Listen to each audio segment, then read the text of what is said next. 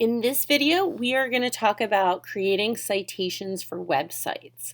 We're going to walk through the process of two different web-based citations so that you can see how to enter the correct information and how to make those decisions. And I'll walk you through my thought process as I'm doing my citations. So I have found two sources that are going to help me out with my project. I found this site from the Pennsylvania Department of Environmental Protection, and it talks about recyclable material. And then I found this article on the National Library of Medicine, National Institute of Health, and it looks like it is a journal article. I can tell this because right here is the title of a journal.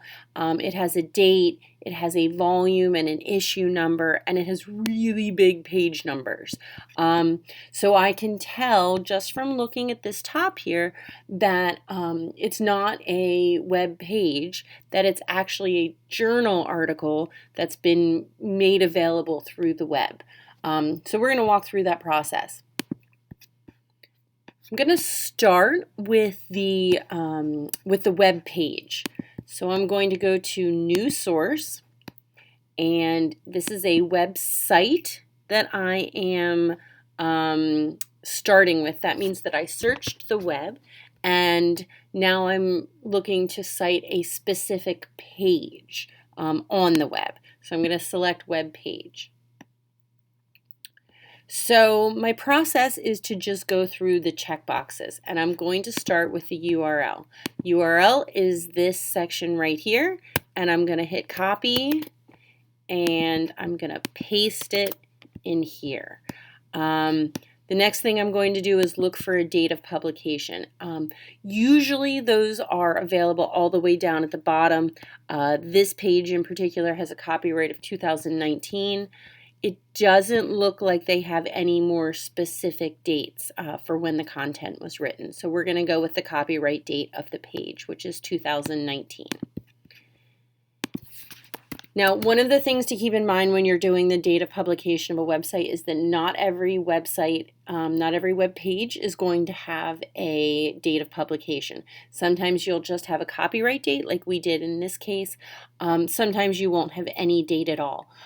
The goal when you're doing a citation for a website is to fill in as much information as possible to make it as clear as possible where you're getting your information from and what the authority of the source is.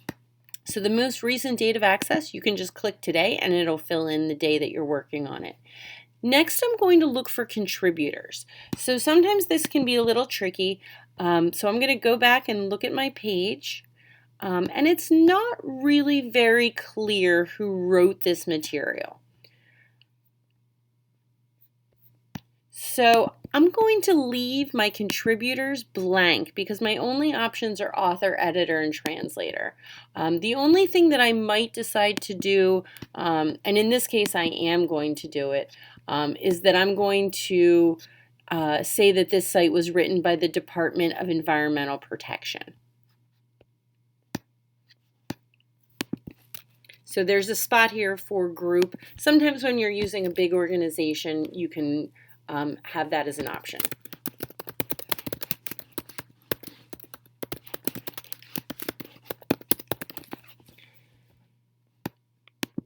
And I'm going to call them the author. So just so we can walk through all the blocks, this doesn't have a special type. It's not a fact sheet, it's not lecture notes, it's not slides, it's not a white paper. So that part we'll leave blank. Next, we're talking about the document title. And in this case, I am looking at the page that says what are recyclable materials. And I will copy that and paste it in here. So just so you can see, sometimes it will give you a little warning. It does not want my my recyclable to be capitalized, so it will give you warnings to let you know if you're entering something and it's not in the correct APA format. So I now have my Department of Environmental Protection. I have my web page title. And now I'm going to go down here and I'm going to just double check the website. The website is also going to be the Department of Environmental Protection, because this is coming from, like I can see it comes from the recycling page, backs up to the Just for Kids section, the residence section, and finally the bigger page is the Department of Environmental Protection. You can also find that if it doesn't have such a easy step back process, if you get rid of everything to the initial URL, it'll tell you what your original website is. And here it takes me to the Department of Environmental Protection.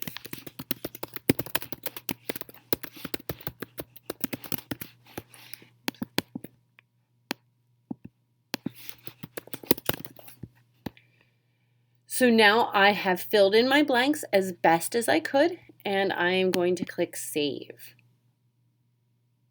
And there is my citation for my website and a specific web page. The other source that I found on the web is this journal article.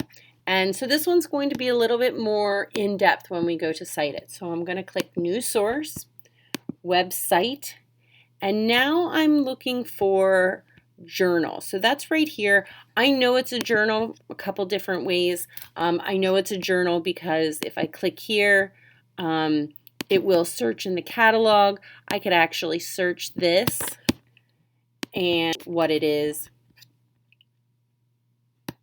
So it shows me that right here, it's a journal. You don't have to do a whole lot of investigating usually to figure that out. Okay, so now I am going to select journal. And I'm going to start filling in the information as I find it. So my article does have a DOI. It's up here at the top. Most academic journals are going to have a DOI. That is a unique number assigned to every single article, and it helps with the identification of the article when people are citing it. And then I also have my URL, and I'm going to paste that in here. Now, my article has a lot of authors, 4 authors, so I'm going to go in and include all of them. So I've got an author. Ooh, what did I do wrong? Oh, I switched my format. Let's see if I lost my stuff. I did. Okay, fill that back in. Sometimes noodletools will be awesome and it will save your information. Sometimes you'll lose a citation. So that's why it's important to keep track of your sources. So my first author was J.H. Song. I'm just going to go in and put their initials in. I have another contributor. So I'm going to come here and I've got R.J. Murphy.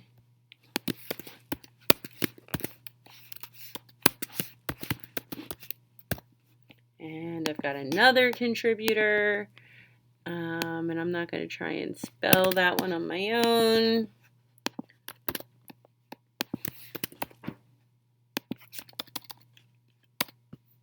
And my last one.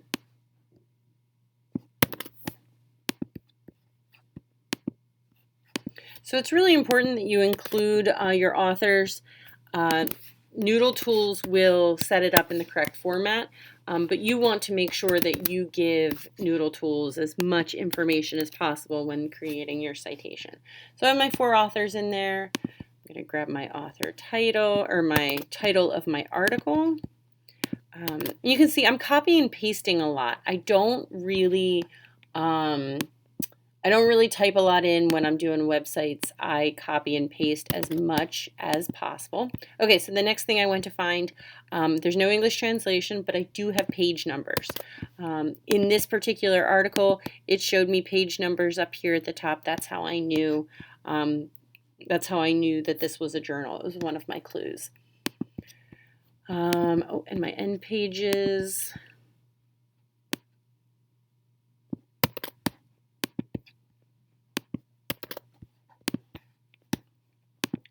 name of my journal.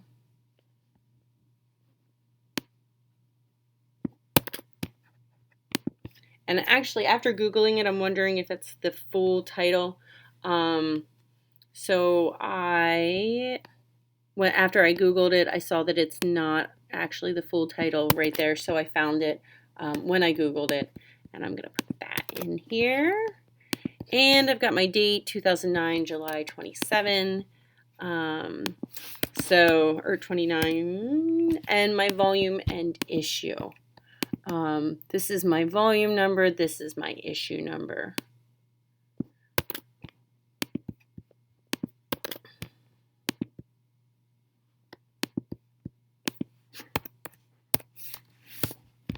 All right. So I think I filled in my citation as best as I can, and I'm going to click Save. So now I have 2 citations, both for different versions of websites. One thing that's really great about making sure that you fill in that URL is it will take me back to my article.